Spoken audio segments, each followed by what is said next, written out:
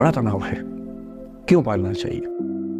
तो मैं कुछ सूत्रों में आपको बात बताता हूँ। इस उम्र में आप कितना उसको फॉलो कर पाएंगे मुझे नहीं पता, लेकिन कोशिश करेंगे तो कुछ तो फायदा हुआ ही। पहला सूत्र मेरा आप लोगों के लिए ये है कि जब आप किसी को पसंद करें और वो आपको पसंद ना करे तो टेंशन नहीं लेनी है, तेजाब तो नहीं उठाना है। ठीक, कई लोग इस मूड में रहते हैं, मुझे पसंद नहीं करेगी, मैं राजा हूं, मैं नवाब हूं, मुझे पसंद नहीं करेगी। अरे तू क्या है भाई, नहीं पसंद हो तो नहीं पसंद हो, ये क्या बात हुई? सबसे पहले अपने अंदर से लोकतांत्रिक बनिए, डेमोक्रेटिक बनिए। जैसे आपको हक है किसी व्यक्ति को पसंद करने का, उसको भी हक है किसी को पसंद या नापसंद करने का। यदि कोई ऐसा व्यक्ति जिसको आप पसंद नहीं करते वो आपको प्रपोज करे तो आप उसको मना ही तो करेंगे। बस मना इज्जत से कीजिए, किसी को बेआबरू करके मत भेजिए।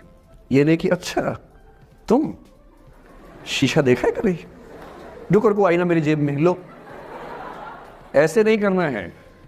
बड़े बेआबरू होकर तेरे कूचे से हम निकले, वो वाला भाव जो गालिब को आया था वो भाव नहीं आना चाहिए। अगर कोई आपको कभी प्रपोज करे, आप लोगों की उम्र है, ये सब चलता ही होगा आप लोगों के बीच में। मैं आपके टीचर से सामने बोल रहा हूँ, लेकिन मैं ऐसा ही हूँ, मैं जानता हूँ कि आपकी उम्र में से होता होगा, सब जानते हैं तो होता ही होगा। कभी किसी से ये उम्मीद मत करना कि वो आपको पसंद करे ही करे। यदि कोई रिजेक्ट करे, बस हाँ रिजेक्शन थोड़ा प्यार से होना चाहिए, बदतमीजी से नहीं होना चाहिए। उसके अधिकारों का उतना ही सम्मान कर रहे हैं जितना आप अपने अधिकार का सम्मान करते हैं। कि ठीक है भाई, आपको मैं पसंद नहीं, कोई बात नहीं, तू नहीं कोई और सही, कोई और नहीं कोई और सही, बहुत लंबी है जमी मिलेंगे लाख हंसी, इस जमाने में सनम तू अकेली तो नहीं। कितने लोग हैं दुनिया में, ऐसा क्या है? और मैंने बहुत प्यारे प्यारे बच्चों को देखा रोते बिलखते हुए कि मैंने उसको प्रपोज किया, उसने मुझे मना कर दिया। अंकल, छोटे छोटे बच्चे आजकल मुझे लव गुरु मानते हैं अपने आसपास। वो मेरे पास आके ऐसी ऐसी बातें बताते हैं बड़ी क्यूट तोतली आवाज़ में, मैंने उसको प्रपोज किया, उसने मुझे ऐसे वाली आवाज़ में एकदम रोते बिलखते हुए। तो मैं बोलता हूँ बधाई हो बहुत बहुत तुम्हें, कॉन्ग्रेचुलेशन। मैंने अपनी ज़िंदगी में ऐसे 50 मामले देखे और 50 में से कम 49 मामले में जब कहीं दिल नहीं लगा, बाद में उससे बेहतर ही व्यक्ति मिला। अगर कभी ऐसा हो ना, मन ही मन में बधाई देना अपने आप को कि बच गया। हाँ बोल देता तो फंस जाती, हाँ बोल देते तो मर जाता। और मन में भाव वही रखना है, तू नहीं कोई और सही माखन, स्ट्रेस नहीं लेना है। मैं जानता हूं कि आपकी उम्र में आसान नहीं होता, आपको रात रात भर सपने आएंगे, बेचैनी होगी, करवटें बदलते रहे सारी रात हम, आपकी कसम आपकी कसम, ये सब ड्रामा होता है। ये फिल्मी गीत है, मुझे गीत कविता इतना याद है कि मुझे हर बात में वही दिमाग में आता है, मैं क्या करूं। ये होता है आपकी उम्र में, पर वो भी एक फेज है। अगर ये फेज नहीं जिया तो भी क्या जीवन जिया। कभी कभी बेचैनी भी तो होनी चाहिए, वरना जिंदगी में मजा क्या है? अगर हर चीज लिनियर है, हर चीज फॉर्मुलाइज है, फिर मजा क्या है जिंदगी में? ये उठापटक, ये बेचैनी, ये घबराहट, ये तनाव संतरास भी तो होना चाहिए कभी कभी जिंदगी में। इससे बुरी स्थिति तब होती है जब आप किसी रिलेशनशिप में हैं और वहां ब्रेकअप हो जाए, ये भी होता है। देखिए, मैं आपको बड़ी खरी खोटी सुनाने के मूड में हूं। जिस तरह का प्रेम आप लोगों की पीढ़ी में होता है, मैं ये नहीं कहता कि आपकी पीढ़ी खराब है, हर पीढ़ी ऐसी होती है, बस ये कि आपकी पीढ़ी को सुविधाएं ज़्यादा मिल गई हैं। हमारी पीढ़ी में ना चिट्ठी लिख के भेजनी पड़ती थी, बड़ा रिस्क होता था। चिट्ठी लिखो कागज़ पे, फिर एक डाकिया ढूंढो भरोसे का, तो भरोसे वाला कुरियर बॉय या कुरियर गर्ल जाके चिट्ठी वहीं दे के आए जहाँ हमने कहा है। ये भी डाउट कहीं किसी और को दे के आ जाए। या कबूतर से बात करो, कबूतर जा जा जा, पहले प्यार की पहली चिट्ठी साजन को दिया। कबूतर का क्या भरोसा किसको दे के आ जाए। लेकिन कितना तनाव था उस ज़माने में। आपके ज़माने में क्या है, सीधे व्हाट्सएप निकाला, खटाक से भेज दिया मैसेज, और नंबर किसी से मांग लिया 1 सेकंड में। नंबर भी नहीं देना है तो किसी कौन सी ऐप होती है, मैंने सुना कुछ और ऐप्स होती है, मेरे नंबर वाली भी होती है, इंस्टा होता है, एक और भी तो कोई होती है वो जिसमें कार्टून जैसा मुंह बन जाता है, स्नैपचैट। हाँ, स्नैपचैट पे चले गए, मैंने सुना है कि उसमें नंबर भी नहीं देना पड़ता है, ऐसा कुछ चक्कर है, वहां ढूंढ लिया। किसी को कुछ कन्वे करना इतना आसान दुनिया में कभी नहीं हुआ था जितना आज आसान है। इन सब के ऊपर टिंडर है, बम्बल है, पता नहीं क्या क्या है, राइट लेफ्ट करते जाना है, उसी में कहानी शुरू। पर ये कहानियां जितने हल्के तरीके से शुरू होती हैं, मैं दावे से कह रहा हूं कि 100 में से 99 अट्रैक्शंस 1 से 2 महीने में खत्म हो जाते हैं। क्योंकि आप जिसके प्रति अट्रैक्टेड थे ना, वो तो उसका बाहर का परसोना था। जहां परिचय गहरा होता है असलियत सामने आ जाती है, और जब असलियत सामने आती है झेलना बड़ा मुश्किल होता है। आपके सपने टूट जाते हैं। आप जिस छवि पे दीवाने हुए थे वो छवि तो सिर्फ छवि थी, वो तो इंसान नहीं था वैसा। 99% केसेस में मेरा ख्याल है कि अट्रैक्शन 1-2 महीने में समाप्त होता है। उसके बाद तो एक बोझ है जो आप ढो रहे हैं। कभी कभी होता है कि दोनों का खत्म हुआ तो बात आसान है, कभी कभी किसी एक का खत्म होता है, एक का नहीं होता है, वहां मामला मुश्किल हो जाता है।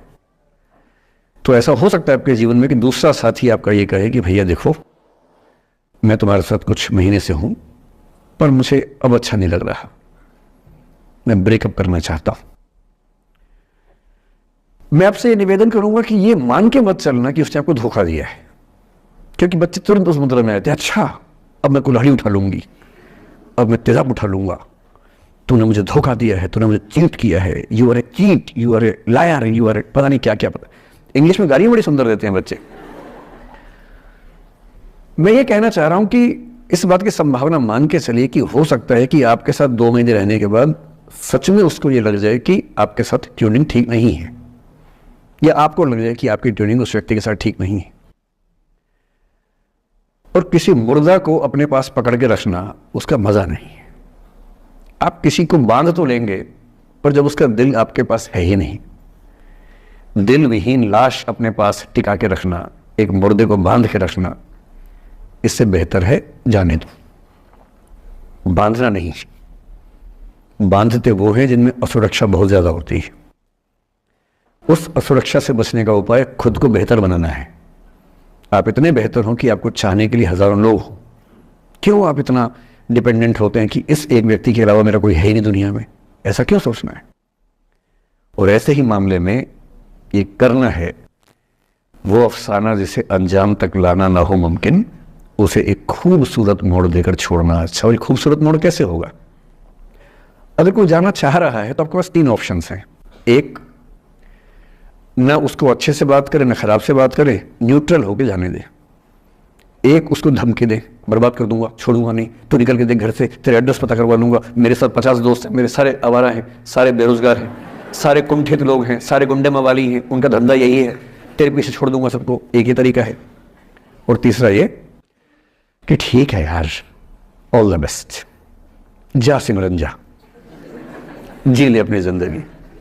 अरे ठीक है, हो सकता है मैं तुझे ठीक नहीं लगा, कोई बात नहीं, लेकिन किसी से मिलो तो बढ़िया से मिलना, तेरी जिंदगी अच्छी हो, मैं भी ढूंढ ही लूंगा किसी न किसी को, थोड़ी हेल्प कर दी हो, कहीं इंट्रो करवा दी हो मेरी भी, लेकिन ठीक है तू भी जा। ये होता है खूबसूरत मोड़ देकर छोड़ना अच्छा। चिपकू नहीं बनना है किसी के पीछे, ना बोरा जाना है कि तुम जाओ, मैं तो दीवाना, स्थायी दीवाना हूं तुम्हारा। कोई जब तुम्हारा हृदय तोड़ दे, तड़पता हुआ जब तुम्हें छोड़ दे, तब तुम मेरे पास आना प्रिय, मेरा दर खुला है, खुला ही रहेगा तुम्हारे लिए। वाह। पहले के जमाने में बेरोजगारी का ये लक्षण था। हम जब छोटे थे ये गाने सुनते थे, हम ये सुन के बड़े हुए कि ऐसे ही करना पड़ता है शायद प्रेम में, तो हमारे स्कूल में लोगों ने इसका पैरोडी बनाई। जब कोई तुम्हारा सर फोड़ दे, तड़पता हुआ जब तुम्हें छोड़ दे, तब तुम मेरे पास आना प्रिय, ये क्लिनिक खुला है, खुला ही रहेगा तुम्हारे लिए, तो बस आ जाना। जब कोई तुमको सड़क पे छोड़ दे, गाड़ी अपनी वहां से मोड़ ले, तब तुम मेरे पास आना प्रिय, ये ठेला खड़ा है, खड़ा ही रहेगा तुम्हारे लिए। क्यों भाई, क्यों खड़े रहोगे?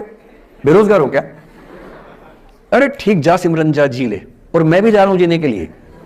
ये दीवाना नहीं बनना है कि तुम मतलब मुझे ना चाहो तो कोई बात नहीं, किसी और को चाहोगी तो मुश्किल होगी। अजीब हाल है यार, तुम ठेकेदार हो कि तेरा ठेका मेरे पास है, नहीं तो किसी के पास नहीं है।